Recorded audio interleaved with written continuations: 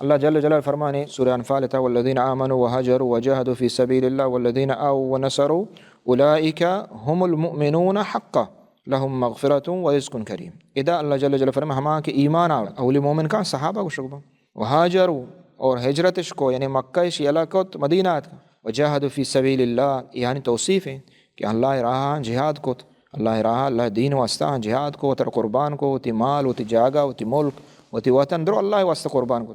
वल्लज़ीना आव व नसरू और हमा सहाबा के आहाँ पदा ईशानी मदद को यानी अंसार मदीना सहाबा ये मक्का एकता महाजर और आ मदीना अंसार उलाइका हुमुल मुमिनून हक़्क़ा। अल्लाह दुरुस्त उशगाएँ कि हक़ मोमिन हमेशा पक्का है हक़ मोमिन यानी इदा अल्लाह ताला आहानी ईमान गवाही देगा आहानी ईमान गवाही देगा।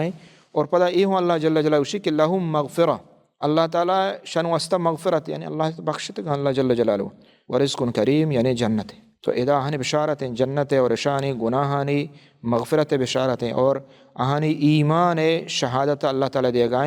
कुदा सहाबी मुहाजिर अंसार इश्तु को द्रोग गोना सहाबा दुरुस्त इश्तुकात कंगो। तो इदा अल्लाह ताला कुरान मजीद तौसीफ़ बयान करेंगे।